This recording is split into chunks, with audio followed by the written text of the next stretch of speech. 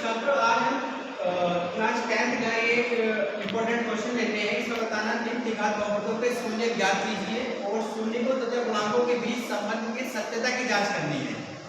तो इसमें जो है एक समीकरण दे रखी है हमें x² + 7x + 10 बराबर 10 दे रखा है। ठीक है, अब इसके शून्य ज्ञात करेंगे हम, तो इस समीकरण को शून्य के इक्वल रख देंगे, इसको शून्य के इक्वल रखेंगे और फिर इस तरीके से सॉल्व करते हैं इसको। ये जो 10 है जो कांस्टेंट टर्म है इसका हम फैक्टर करते हैं इस तरीके से।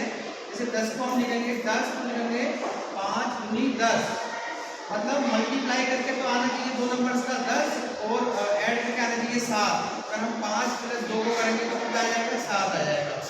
तो यहाँ पे हम इसको जो है 7 को इस तरीके से ब्रैकेट करेंगे x² प्लस और इसे 7 को लिखेंगे 5 + 2x + 10 बराबर 0 के इक्वल कर देंगे पहले से।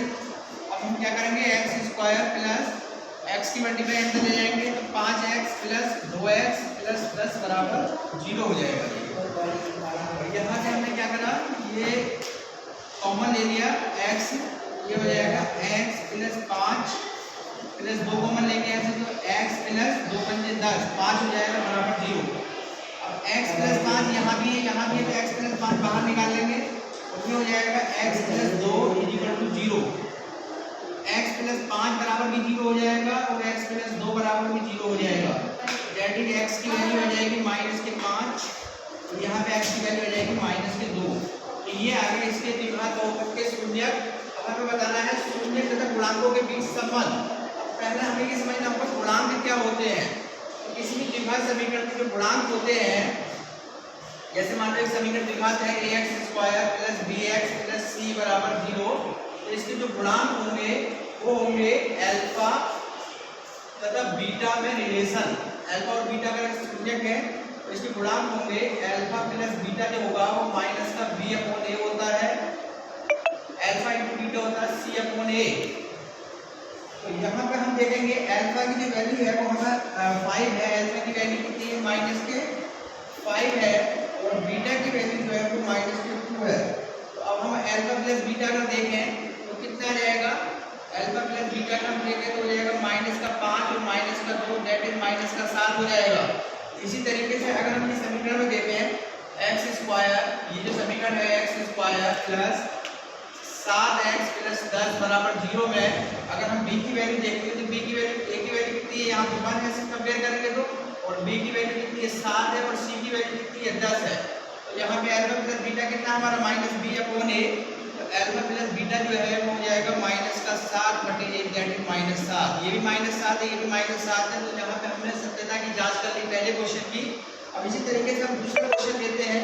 दूसरे क्वेश्चन में हम क्या बताएंगे, दूसरे क्वेश्चन में भी हमें वही करना है। इसको पहले हम क्या करेंगे, शून्य के इक्वल लिखेंगे x² - 3 को शून्य ज्ञात करेंगे, शून्य के इक्वल लिखेंगे और शून्य के इक्वल लिखेंगे तो x² बराबर, इसे बराबर ले जाएंगे तो हो जाएगा 3, x बराबर √3 हो जाएगा।